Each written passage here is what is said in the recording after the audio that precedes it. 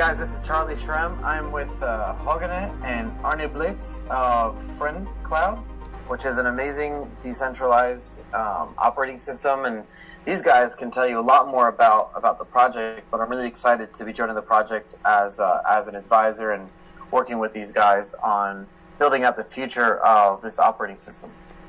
Hey guys. Hey, how you doing? Hey Charlie, great to be with you, and thank you for doing all the hard work getting to the point where you decide to come out and actually help us. It's much appreciated, and we really look forward to working with you on this. So for people who have no idea what is going on, like in a brief elevator nutshell, what is Friend OS and why should I care? So Friend is essentially Chrome OS in the browser tab, just like a Chromebook, that is usable on any device, and you get a privacy-oriented cloud computer that protects your data and allows you to work, distribute your applications that you're building, and communicate with everybody in a secure environment, based off of a blockchain system that allows you to have transactions between other people in the network, incentivized also through contributing hardware resources without any middleman. So you're not only rewarding people for using the system, but also for participating in the system and making it better and more decentralized and more private. They're getting rewarded for doing that in tokens, and that's really amazing. So essentially, is what I understand, it's an operating system that I can log into anywhere in the world. I have all my applications, all my chats, everything that I'm doing. When I log in, I see it all, and as soon as I log in, everything is encrypted and private, and no one can touch that. And I can log off, and there's no thumbprint of that I was on that computer or anything that I did, and log in anywhere else in the world and continue going where I left off. And it's not like doing like a log me in into my computer at home. Rather, this is a decentralized operating system that exists on soon to be millions of computers around the world. So there's no one place, there's no server that someone can raid and shut it down or get access to all my data. Exactly, just like IPFS. Digital independence and the freedom to choose. Yeah, I love that. And that's exactly why, as soon as I got that, it was such a big deal for me.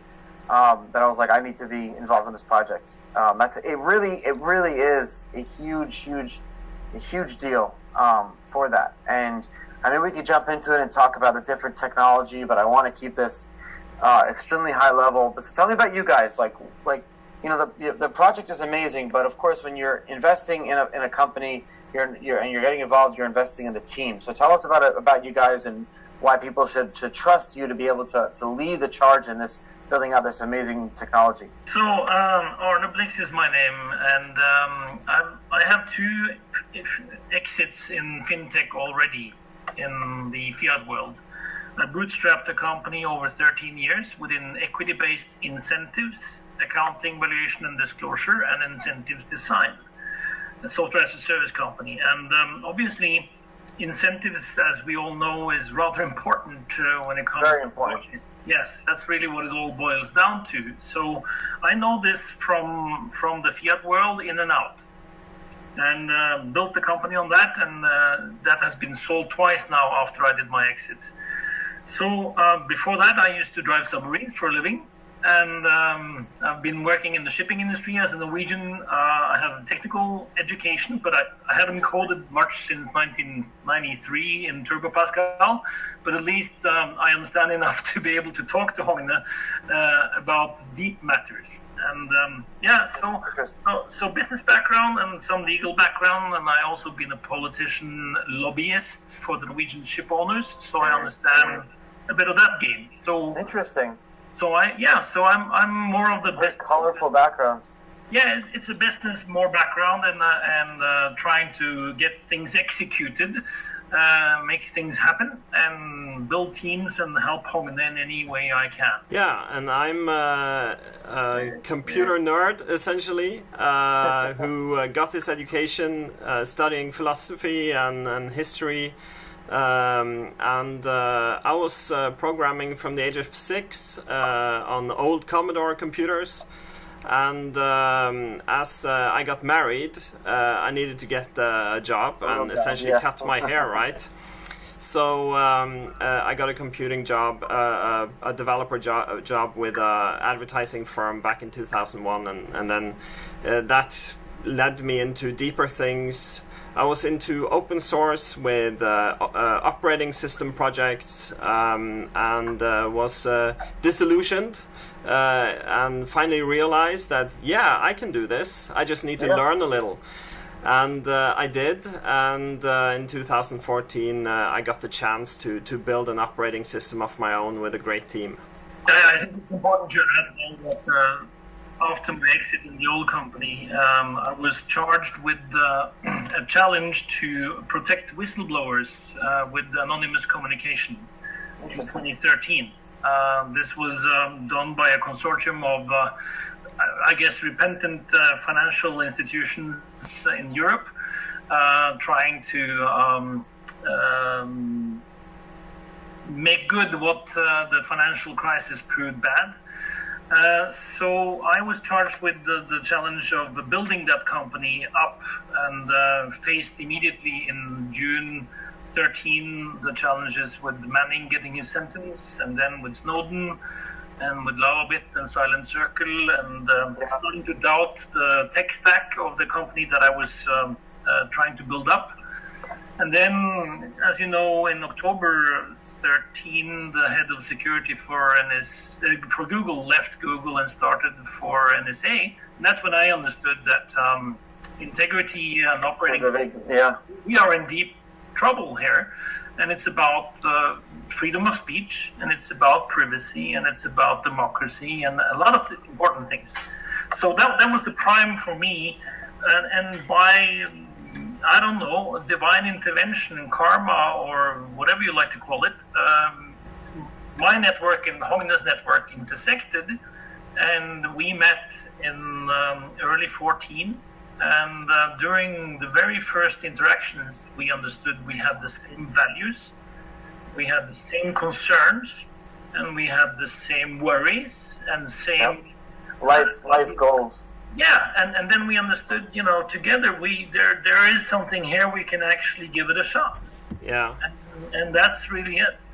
And just to fill a little bit back on my background, which could be interesting in trying to understand why we're doing what we're doing. So I mentioned that I was part of some operating system projects, and I was part of a project called ROS, which was essentially trying to create an entire operating system the old school way, with drivers and everything. The TCP IP stack of its own, everything. So it's really, really difficult engineering work, and we had a lot of great developers there. But we didn't have any focus on bringing anything to users. So even though the technology was great, and the APIs and the documentation, it was really all good. One of these great technology projects with a horrible website. Yeah. And so we were using IRC at the time, relay chat, banking, right?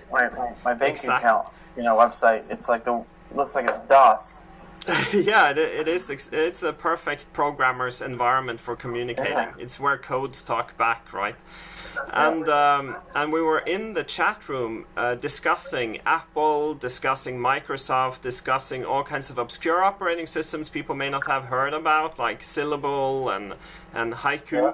And we were discussing what everybody was doing, and we were talking about we should do something of this, we should do something like that.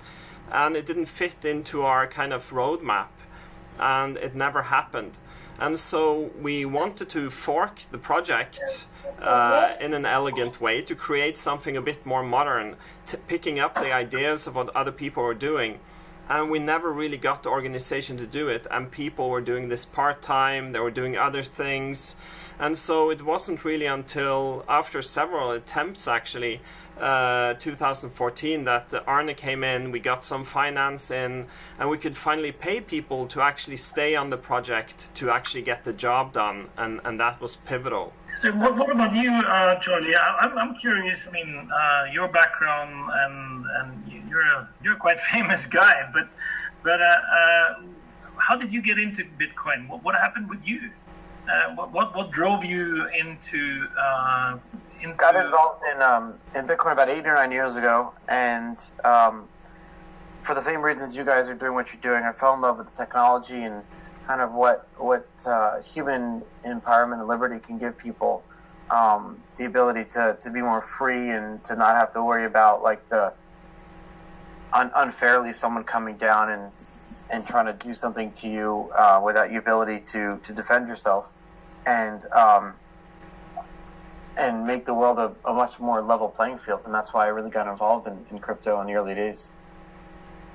Yeah, that's exactly also a value we share. I mean, the point is that computing today drives our lives. It drives our industry. It drives our governments. And Yep. I can't live with the fact, when I'm in in my philosophical corner and I'm thinking, every person who gets born into big tech as a customer, whether Yep. they want it or not. Whether it's like a secret tax, a technology tax. If you drag your MasterCard, if you go into a bus, you're interacting multiple times a day with big tech silos. And there's no alternative at the moment. And Linux did a great thing for the world. Crypto has done a great thing for the world. We want to do our part and create user interfaces and an operating system that allows people to choose.